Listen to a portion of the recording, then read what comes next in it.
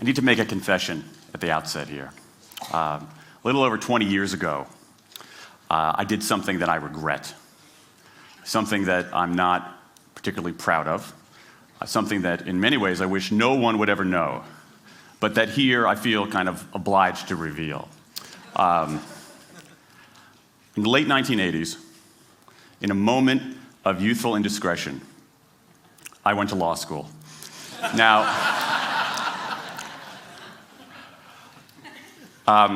in America, law is a professional degree. You get your university degree, then you go on to law school. And when I got to law school, I didn't do very well. To put it mildly, I didn't do very well. I, in fact, graduated in the part of my law school class that made the top 90% possible. Thank you. I never practiced law a day in my life. I pretty much wasn't allowed to. But today, against my better judgment, against the advice of my own wife, I want to try to dust off some of those legal skills, what's left of those legal skills. I don't want to tell you a story. I want to make a case. I want to make a hard-headed, evidence-based, dare I say lawyerly case for rethinking how we run our businesses. So, ladies and gentlemen of the jury, take a look at this.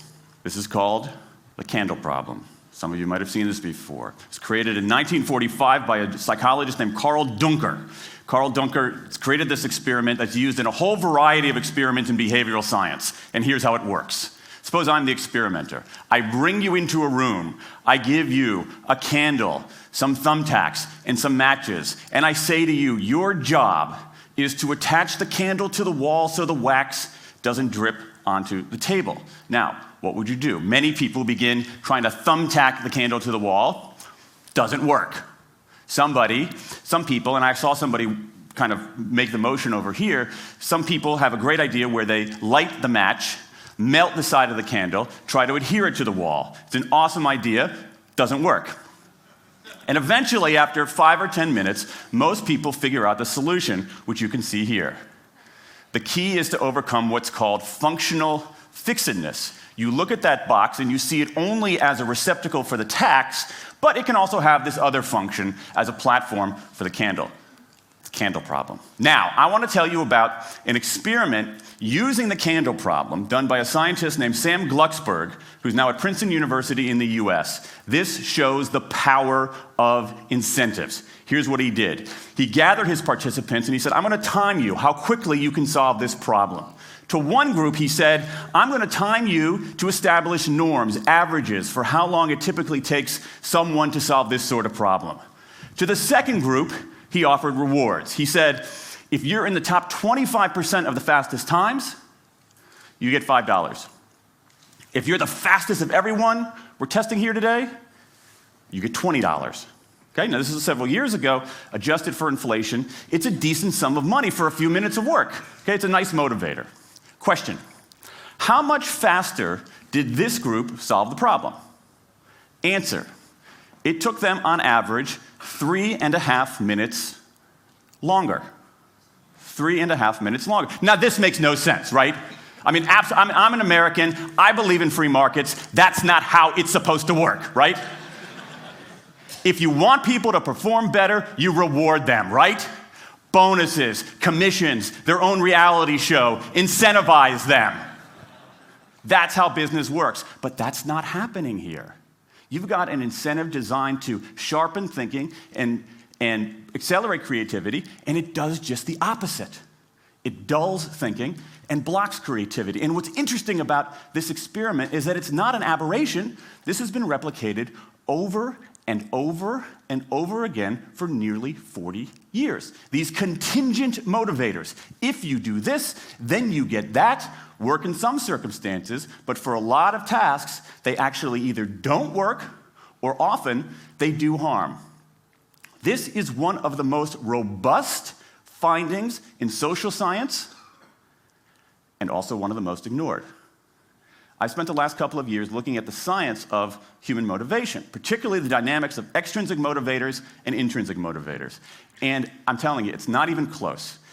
If you look at the science, there is a mismatch between what science knows and what business does. And what's alarming here is that our business operating system, think of the set of assumptions and protocols beneath our businesses, how we motivate people, how we apply our human resources. It's built entirely around these extrinsic motivators, around carrots and sticks. That's actually fine for many kinds of 20th century tasks. But for 21st century tasks, that mechanistic reward and punishment approach doesn't work, often doesn't work, and often does harm. Let me show you what I mean. So Glucksberg did another experiment similar to this, where he presented the problem in a slightly different way, like this up here. Okay? Attach the candle to the wall so the wax doesn't drip onto the table. Same deal. You were timing for norms. You were incentivizing. What happened this time? This time, the incentivized group kicked the other group's butt. Why? Because when the tacks are out of the box, it's pretty easy, isn't it? If-then rewards work really well for those sorts of tasks, where there's a simple set of rules and a clear destination to go to. Rewards, by their very nature, narrow our focus, concentrate the mind. That's why they work in so many cases. And so for tasks like this, a narrowed focus where you just see the goal right there, zoom straight ahead to it, they work really well. But for the real candle problem, you don't want to be looking like this. The solution's not over here. The solution's on the periphery. You want to be looking around. That reward actually narrows our focus and restricts our possibility. Let me tell you why this is so important. In Western Europe, in many parts of Asia, in North America, in Australia, white-collar workers are doing less of this kind of work and more of this kind of work. That routine, rule-based, left-brain work, certain kinds of accounting, certain kinds of financial analysis, certain kinds of computer programming, has become fairly easy to outsource, fairly easy to automate. Software can do it faster. Low-cost providers around the world can do it cheaper. So what really matters are the more right-brain, creative, conceptual kinds of abilities. Think about your own work. Think about your own work. Are the problems that you face, or even the problems we've been talking about here, are those kinds of problems, do they have a clear set of rules and a single solution? No. The rules are mystifying. The solution, if it exists at all, is surprising and non-obvious. Everybody in this room is dealing with their own version of the candle problem. And for candle problems of any kind, in any field, those if-then rewards, the things around which we've built so many of our businesses, don't work. Now, it makes me crazy.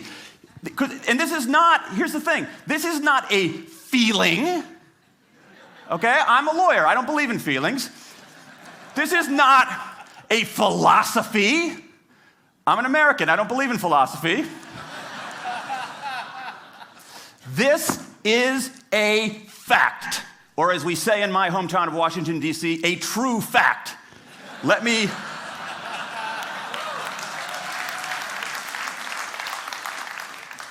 give you an example of what I mean. Let me marshal the evidence here, because I'm not telling you a story, I'm making a case, ladies and gentlemen of the jury. Some evidence. Dan Ariely, one of the great economists of our time, he and 3 colleagues did a study with some MIT students. They gave these MIT students a bunch of games that involved creativity and motor skills and concentration. And they offered them for performance 3 levels of rewards. Small reward, medium reward, large reward. Okay? Do really well, you get the large reward, on down. What happened? As long as the task involved only mechanical skill, bonuses worked as they would be expected. The higher the pay, the better the performance. Okay? But once the task called for even rudimentary cognitive skill, a larger reward led to poorer performance. Then they said, okay, let's see if there's any cultural bias here. Let's go to Madurai, India and test this. Standard of living is lower. In Madurai, a reward that's modest by North American standards is more meaningful there. Same deal. A bunch of games, 3 levels of rewards. What happens? People offered the medium level of rewards, did no better than people offered the small rewards. But this time, people offered the highest rewards. They did worst of all. In 8 of the 9 tasks we examined across 3 experiments, higher incentives led to worse performance. Is this some kind of touchy-feely socialist conspiracy going on here? No, these are economists from MIT, from Carnegie Mellon, from the University of Chicago. And do you know who sponsored this research? The Federal Reserve Bank of the United States. That's the American experience. Let's go across the pond to the London School of Economics. LSE, London School of Economics, alma mater of 11 Nobel laureates in economics. Training ground for great economic thinkers like George Soros and Friedrich Hayek and Mick Jagger. Just last month, economists at LSE looked at 51 studies of pay-for-performance plans inside of companies. Here's what the economists there said. We find that financial incentives can result in a negative impact on overall performance. There's a mismatch between what science knows and what business does.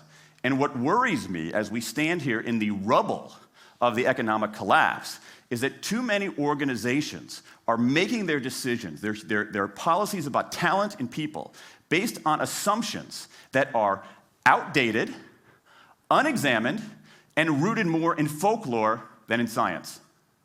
And if we really want to get out of this economic mess, and if we really want high performance on those definitional tasks of the 21st century, the solution is not to do more of the wrong things, to entice people with a sweeter carrot or threaten them with a sharper stick.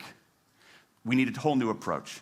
The good news about all this is that the scientists who've been studying motivation have given us this new approach. It's an approach built much more around intrinsic motivation, around the desire to do things because they matter, because we like it, because they're interesting, because they're part of something important. And to my mind, that new operating system for our businesses revolves around 3 elements: autonomy, mastery, and purpose. Autonomy, the urge to direct our own lives. Mastery, the desire to get better and better at something that matters. And purpose, the yearning to do what we do in the service of something larger than ourselves. These are the building blocks of an entirely new operating system for our businesses. I want to talk today only about autonomy. In the 20th century, we came up with this idea of management. Management did not emanate from nature. Okay? Management it's not a tree, it's a television set. Okay? Somebody invented it. And it doesn't mean it's going to work forever. Management is great. Traditional notions of management are great if you want compliance. But if you want engagement, self-direction works better. Let me give you some examples of some kind of radical notions of self-direction. And what this means, you don't see a lot of it, but you see the first stirrings of something really interesting going on. Because what it means paying people adequately and fairly, absolutely. Getting the issue of money off the table, and then giving people lots of autonomy. Let me give you some examples. How many of you have heard of the company Atlassian? Okay, looks like less than half. Atlassian is an Australian software company, and they do something incredibly cool. A few times a year, they tell their engineers, go for the next 24 hours and work on anything you want. As long as it's not part of your regular job. Work on anything you want. So the engineers use this time to come up with a cool patch of code, to come up with an elegant hack. Then they present all of these stuff that they've developed to their teammates, to the rest of the company, in this wild and woolly all-hands meeting at the end of the day. And then, being Australians, everybody has a beer. They call them FedEx days. Why? Because you have to deliver something overnight. It's not bad. It's a huge trademark violation, but it's pretty clever. That one day of intense autonomy has produced a whole array of software fixes that might never have existed. And it's worked so well that Atlassian has taken it to the next level with 20% time, done famously at Google, where engineers can spend 20% of their time working on anything they want. They have autonomy over their time, their task, their team, their technique. Okay? Radical amounts of autonomy. And at Google, as many of you know, about half of the new products in a typical year are birthed during that 20% time. Things like Gmail, Orchid, Google News. Let me give you an even more radical example of it. Something called the results-only work environment, the ROW, created by 2 American consultants in place at about a dozen companies around North America. In a ROW, people don't have schedules. They show up when they want. They don't have to be in the office at a certain time or any time. They just have to get their work done. How they do it, when they do it, where they do it, is totally up to them. Meetings in these kinds of environments are optional. What happens? Almost across the board.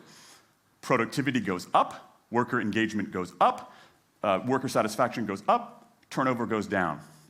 Autonomy, mastery, and purpose. These are the building blocks of a new way of doing things. Now, some of you might look at this and say, that sounds nice, but it's utopian. And I say, nope. I have proof. In the mid-1990s, Microsoft started an encyclopedia called Encarta. They had deployed all the right incentives. All the right incentives. They paid professionals to write and edit thousands of articles. Well-compensated managers oversaw the whole thing to make sure it came in on budget and on time. A few years later, another encyclopedia got started. Different model, right? Do it for fun. No one gets paid a cent or a euro or a yen. Do it because you like to do it. Now, if you had, just 10 years ago, if you had gone to an economist anywhere and said, hey, I got these 2 different models for creating an encyclopedia, if they went head-to-head, who would win? 10 years ago, you could not have found a single sober economist anywhere on planet Earth who would have predicted the Wikipedia model. This is the titanic battle between these 2 approaches. This is the Ali Frazier of motivation, right? This is the Thrilla in Manila, all right? Intrinsic motivators versus extrinsic motivators. Autonomy, mastery, and purpose versus carrots and sticks. And who wins? Intrinsic motivation, autonomy, mastery, and purpose in a knockout. Let me wrap up. There's a mismatch between what science knows and what business does. And here's what science knows. 1, those 20th century rewards, those motivators we think are the natural part of business, do work, but only in a surprisingly narrow band of circumstances. 2, those if-then rewards often destroy creativity. 3, the secret to high performance isn't rewards and punishments, but that unseen intrinsic drive, the drive to do things for their own sake, the drive to do things because they matter. And here's the best part.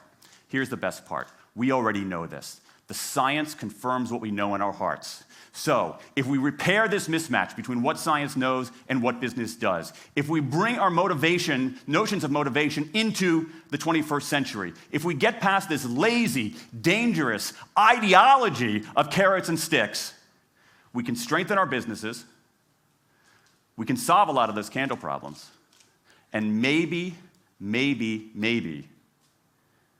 we can change the world. I rest my case. Yeah.